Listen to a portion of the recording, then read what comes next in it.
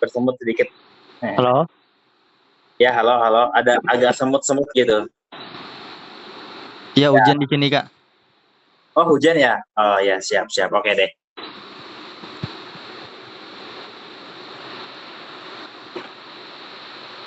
Oke, karena sebelumnya sudah pernah ikut tes lisan, jadi langsung aja ya, Kak, untuk soal pertama. Ya. Jelaskan mekanisme sistem FIFO, first in, first out, dan apa saja upaya kalian untuk menjalankan sistem tersebut. Oke, di sini saya jelaskan dulu apa itu sistem FIFO. FIFO adalah first in first out. Barang yang pertama masuk, berarti barang itu harus ditukarkan duluan jika terjadi transaksi.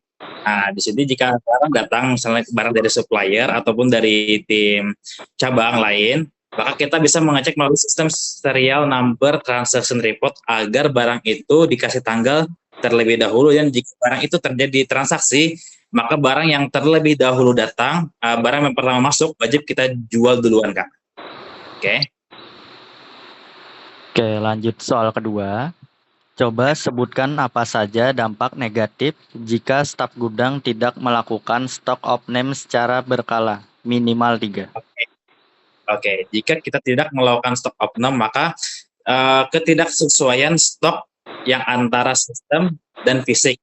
Yang kedua, terjadinya selisih dan kita tidak ada melakukan cross check barang karena tidak ada melakukan stok opnam atau pengecekan barang.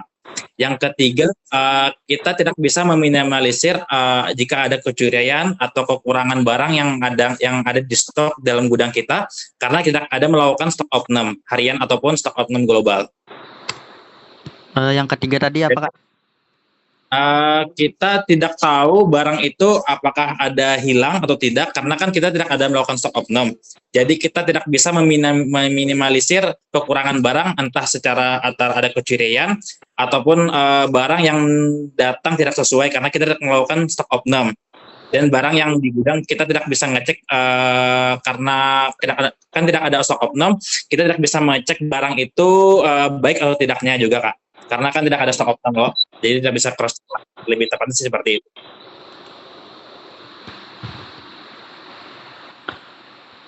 Oke, lanjut soal ketiga. Oke. Apa yang harus dilakukan apabila kalian menemukan stok barang yang saat dicek tidak terdata ke dalam sistem sebagai stok?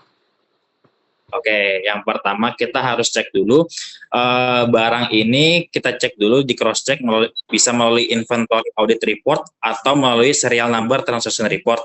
Jika untuk dicek apakah barang itu sudah diinput atau belum. Jika kita sudah cek ternyata memang nggak ada stoknya, kita lapor ke tim MP, kita tanyakan apakah barang itu barang stok jual atau barang gift. Yang ketiga, jika sudah kita lapor tim MP, maka setelah itu kita lapor ke tim accounting untuk ditindak selanjutnya. Oke, lanjut soal keempat. Mengapa barang shipping harus dikeluarkan terlebih dahulu pada saat ada customer yang ingin membeli barang tersebut?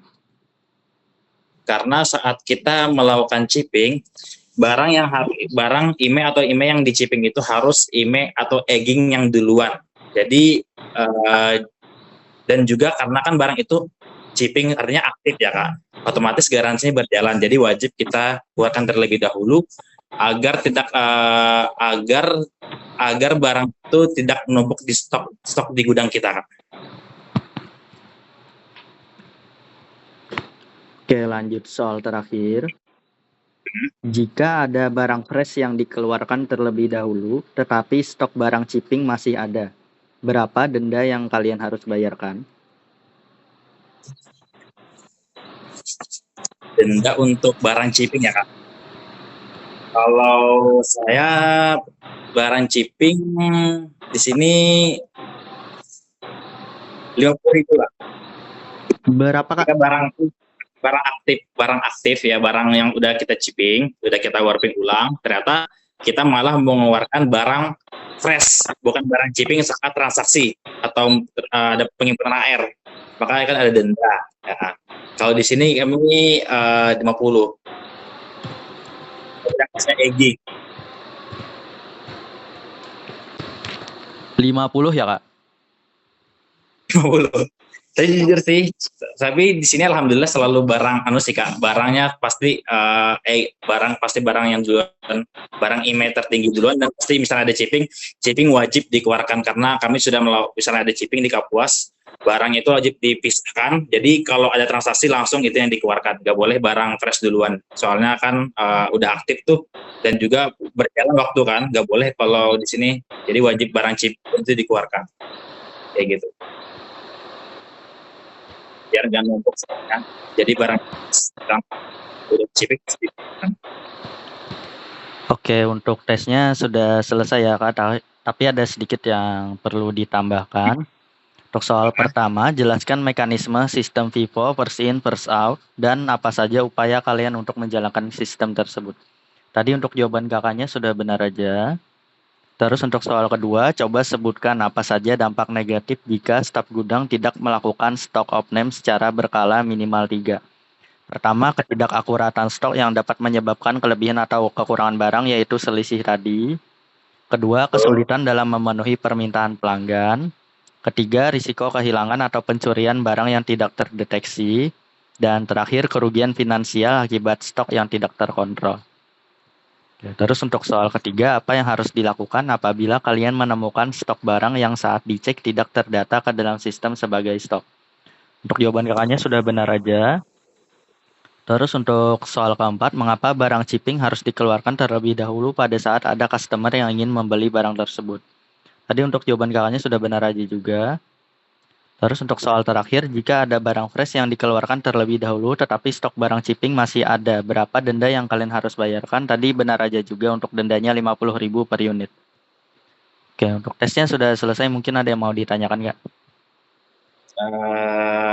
Udah aman sih sebenarnya, udah ya aman aja. Oke. Cuma nilainya nanti kabarin ya Bang. Iya, nanti nilainya di-share Kak. Oke, makasih ya Bang. Oke, untuk tesnya sudah selesai ya Kak, makasih Kak. Aman ya nih?